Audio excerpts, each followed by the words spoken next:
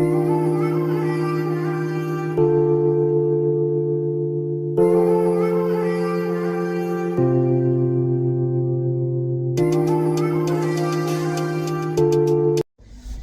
y'all, let me give y'all a story time. So, yesterday y'all, I was about to walk off my job and definitely quit. And then the crazy part about the whole situation, the lady I work for was really tripping out yesterday. And it was just like a lot. And you know, I have so many patients and I am so respectful, especially to older people. But it gets to a point where if they become disrespectful, you cannot allow nobody to talk to you any old kind of way.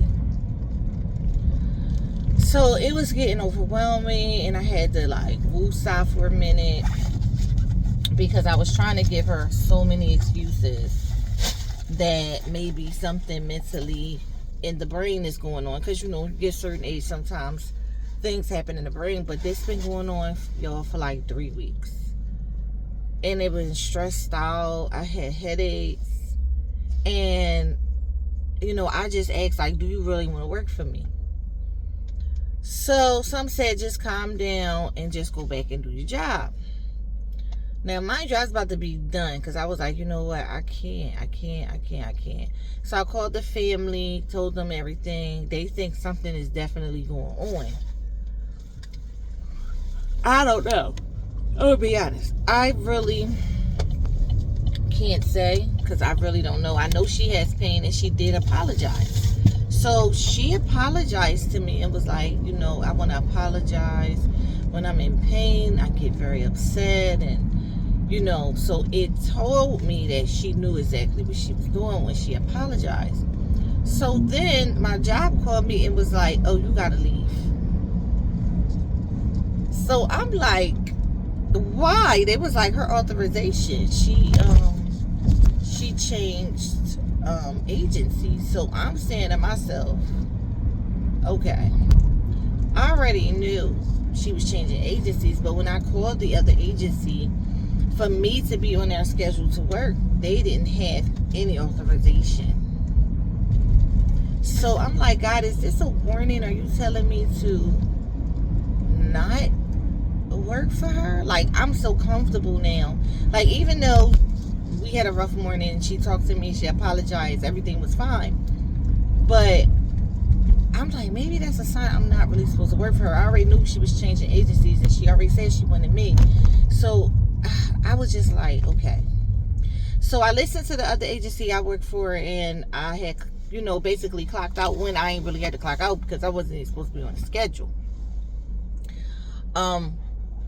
She was just like, well, we won't pay you for Monday, but we would definitely pay you up until Friday. So I'm like, okay. So when I called the other agency or whatever, they was basically saying, what they say to me? They was basically saying to me, she don't have no authorization yet. They don't see her authorization.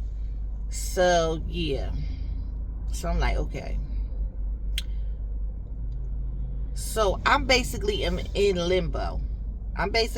So, I look at my phone and they always tell you about different people you can work for. So, by me being in limbo, I'm like, I can't just not be working. So, today was really my day off. So, I contacted the other agency yesterday. They didn't see any authorization, whatever. So I saved some jobs that I could have been possibly interested in. So today I did a meet and greet and I met a lady and I know I can definitely work for this lady, but then it's going to be funny if they call me and be like, oh, her authorization is in. At the end of the day, she will have a client. She will have help. The agency assured me that they would still find her a person. So even though they gave me another person, because I said yes to this other client today, y'all. So I'm like, well, maybe God had allowed that effect where it didn't allow me to work right away maybe God allowed that to happen in that way because I was being mistreated.